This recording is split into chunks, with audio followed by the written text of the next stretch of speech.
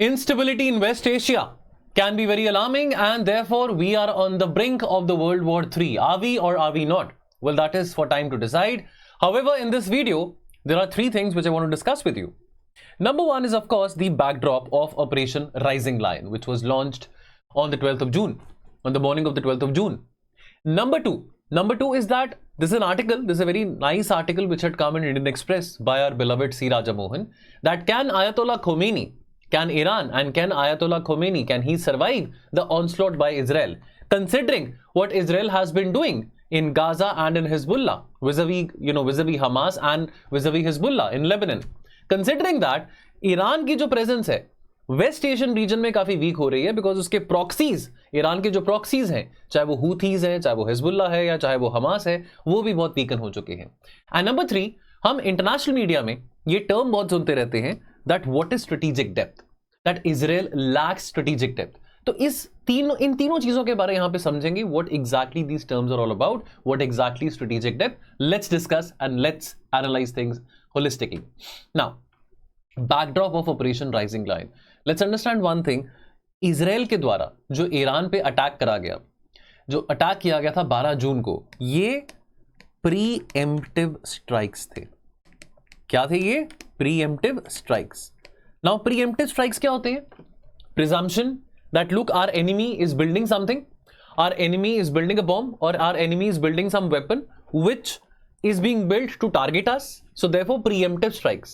यानी कि हम पहले प्रिज्यूम कर रहे हैं कि हम पे अटैक हो, इससे पहले ही हम एनिमी को न्यूट्रलाइज करने की कोशिश करें. तो ये प्रीएम्प्टिव स्ट्राइक्स थी जो कि इजराइल ने लॉन्च करी.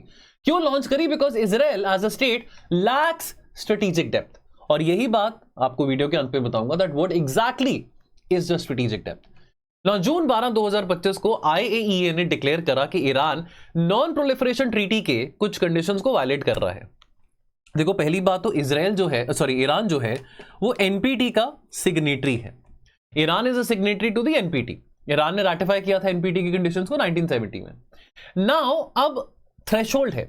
यू सी, यूरेनियम को आप इस्तेमाल करो, you want to utilise uranium for civilian purposes, for electricity purposes, fine, perfectly fine.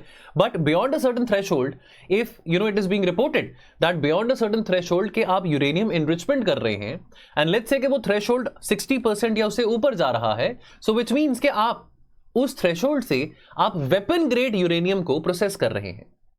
Remember, uranium 238 ये रॉ फॉर्म में होता है, इससे आप प्रोसेस करते हैं यूरेनियम 235. ऑलराइट, न्यूक्लियर एनरिचमेंट का जो प्रोसेस होता है, साइंस में पढ़ा होगा. अभी ये जो U235 है, अब अगर इसको आप इतना ज्यादा प्रोसेस कर रहे हैं, इतनी एनरिचमेंट कर रहे हैं that it is exceeding 60%, which means कि आप वेपन ग्रेड यूरेनियम प्रोसेसिंग कर रहे हैं, व्हिच मींस कि आप कुछ ही देर में शायद न्यूक्लियर बॉम्ब बनाने वाले हैं. एंड देयरफॉर इजराइल को अपनी एग्जिस्टेंस का खतरा है कि ईरान अगर ये बॉम्ब बना रहा है. क्यों बना रहा है? क्योंकि इजराइल ने ईरान के जितने भी प्रॉक्सीज थे पिछले 1-2 सालों में, उन सभी प्रॉक्सीज को तबाह कर दिया. हमास, हिजबुल्ला और इवन हूथीज को भी काफी न्यूट्रलाइज करा है इजराइल ने. नाउ देयरफॉर ये प्रीएम्प्टिव स्ट्राइक्स इजराइल ने लॉन्च करे, एंड अपेरेंटली बैकड्रॉप ये भी था कि IAEA यानी कि इंटरनेशनल एटॉमिक एनर्जी एजेंसी, जो कि यूनाइटेड नेशन का न्यूक्लियर वॉचडॉग है, उसने एक रेजोल्यूशन एंडोर्स किया था, जिस रेजोल्यूशन में यह कहा गया था कि ईरान अगर वायलेट कर रहा है कुछ थ्रेशोल्ड लिमिट, कुछ अग्रीमेंट जो कि ईरान ने साइन करे थे, अगर वो वायलेट कर रहा है, so let's have a resolution condemning Iran. और इस रेजोल्यूशन को सपोर्ट काफी कंट्रीज ने किया, including the majority countries of the Muslim origin, which means the majority Muslim countries as well, including the countries within West Asia, which means that within West Asia, Iran is not enjoying that much popularity. Interestingly, West Asia as a region has been very volatile. Israel has always had differences, whether it was with Iran, whether it was with Saudi, whether it was with Syria, whether it was with UAE or Egypt. But this region, the Arabic region, the West Asian region, at present, they seem to be favoring Israel over Iran. Which are the three countries which have supported Iran? I mean, which have not really endorsed the resolution by the IAEA? 3 countries: Russia, China, Burkina Faso. Any surprises? No surprises, because these 3 countries, they have been tactically supporting Iran. Now, Israeli intelligence addressed that Iran could produce up to 15 nuclear weapons very rapidly. And therefore, as a form of a preemptive strike, Israel launched attacks on Iran by announcing this Operation Rising Lion. कहां पे attack किया था? Iranian nuclear facilities कहां पे है? Natanz में और फोर्दाओ में. यहां पे अटैक किया था। ईरान ने एक नई एनरिचमेंट फैसिलिटी का अनाउंसमेंट किया था, वो जगह डिस्क्लोज नहीं करी, but that is somewhere near Natanz, alright. और इसके चलते वेस्ट एशिया में, स्पेसिफिकली इजराइल में fears बढ़ गए हैं। Now, one more interesting thing, apart from the Sunni-Shia rivalry, even Saudi, UAE, Qatar, these countries, they are also in favor of Israel teaching a lesson to Iran that, look, don't develop these weapons, don't develop these bombs, otherwise West Asia would become a theater of a nuclear war. So therefore, in order to avoid that nuclear escalation and the nuclear war within the West Asian region, Saudi and the other Gulf monarchies and the other Arabic states, they are also supporting Israel and condemning Iran for enhancing the enrichment of uranium beyond the 60% threshold. And certainly this is the failure of diplomacy. This is dogulapan. Donald Trump on one hand has been talking about having a nuclear deal with Iran. Now this is something which I fail to understand. 2015, Barack Obama stitched a very perfect nuclear deal with Iran, which is called as the JCPOA. That was the P5+1 mechanism, जहां पे Germany भी मौजूद था, apart from the permanent 5 members of UNSC. Now, let's understand one thing. 2018, Donald Trump walks out of the JCPOA deal. Now then Joe Biden comes. Joe Biden also keeps on talking about that we will have a new nuclear deal, etc., posing conditions on Iran. Now Donald Trump is again talking about that we want to have a new nuclear deal. You have to understand one thing. We need to learn certain lessons from Barack Obama and John Kerry. John Kerry was the man responsible who stitched the nuclear deal with Iran, although it was not very easy, but he was able to do that because because Barack Obama, those years, diplomacy was deployed. Diplomacy was utilized. Where is diplomacy? Why is America not deploying diplomacy? America is playing the good cop, bad cop game with Israel and Iran because America knew that Israel would strike on Iran. In fact, America had shared the coordinates of the new facility near Natanz, जहां पे वो नया enrichment program हो रहा है. America shared the coordinates with Israel. Now let's come to the other thing. Now this is an article written by C. Raja Mohan, beloved C. Raja Mohan. Can Khamenei survive Operation Rising Lion? Let's understand this article very briefly. Number one, Israeli penetration and attacks. Israel के जो repeated strikes थे, इसने expose करा है significant weakness जो Iran की establishment में है. Now let's understand one thing. Ayatollah Khamenei is the supreme commander in Iran since 1989. It's been 36 years now. And therefore, there are a lot of vulnerabilities and a lot of loopholes which are coming out within Iran. And Ayatollah Khamenei seems to be very old and seems to be not very capable of leading Iran at the moment. Number two, the regional isolation happening of Iran. Now, despite the fact that Iran is supporting Islamic causes, Iran is supporting for the Arab cause. However, Iran is not enjoying much popularity in West Asia. I mean, at the recent meeting of the Board of Governors of the IAEA, the resolution which was passed, just Russia, China, and Burkina Faso, these were the only three countries supporting Iran. The rest of the countries, including Muslim majority countries like Pakistan or let's say Egypt or Saudi Arabia, they were opposing Iran. They were all in favor of encouraging Iran that, look, you are increasing your threshold limit of nuclear enrichment, cut that down. And number three, this good cop, bad cop strategy played by Netanyahu and Trump. This is a gimmick. Now, Trump on one hand is wanting that, look, I want peace, I want Russia-Ukraine war to end, I want Gaza-Israel to have peace.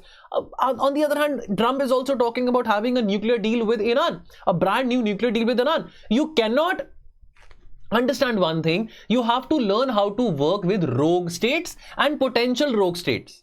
Now, what is America and Israel doing? They're allowing Iran to become rogue.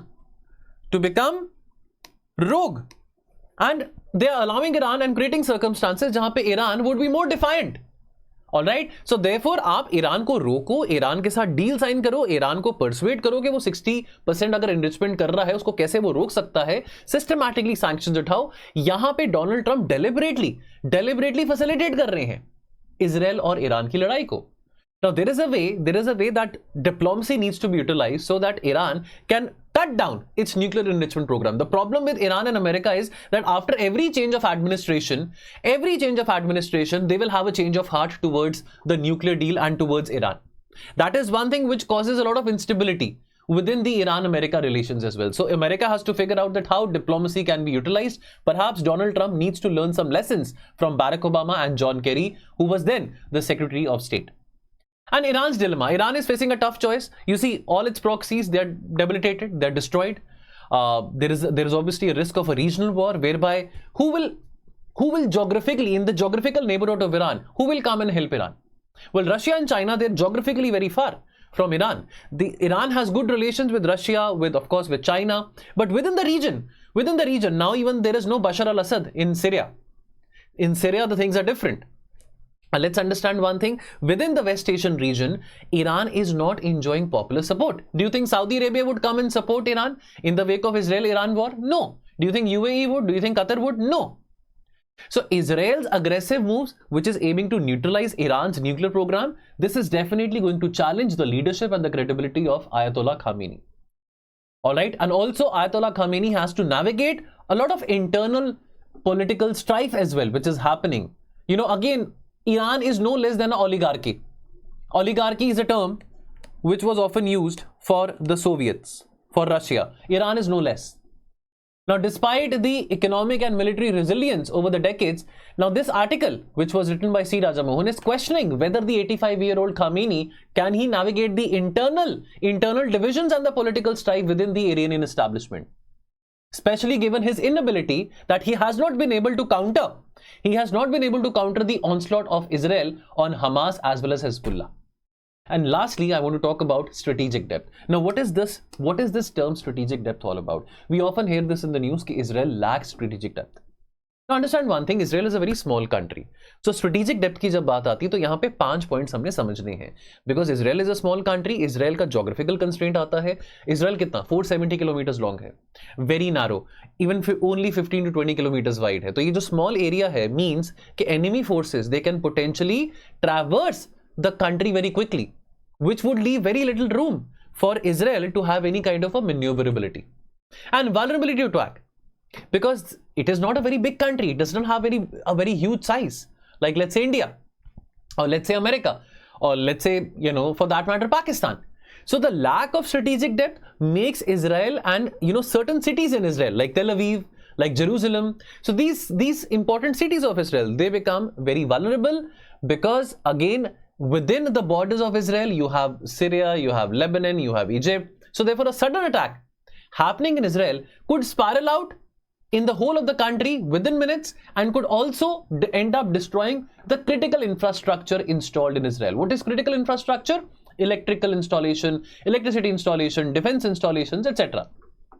Limited buffer zones. Now, unlike larger countries, जहां पे vast territories हैं जो कि absorb कर सकते हैं अगर कोई invasion होती है या attack होता है, Israel, for hypothetically, जैसे मान लीजिए कि अभी ऑपरेशन सिंदूर के टाइम पे मतलब across, you know, like right from Ladakh to the Run of Kutch, more than 500 missiles were fired. However, India has a huge geographical expanse. I mean, the impact was not there on, let's say, Meghalaya, or not there on Kolkata, or perhaps on Madhya Pradesh, or let's say some city in Madhya Pradesh, because again, there was buffer. Now understand one thing, Israel does not have the ability, Israel does not have that luxury of having a buffer. Let's understand that thing. And also when we talk about the strategic implications, now therefore this whole idea of having an iron dome, having strong defenses, Israeli defense forces performing excellently, so therefore that is because of strategic necessity. And therefore, because of lack of strategic depth, this also necessitates a proactive defense strategy jahan pe preemptive strikes, they take a front seat.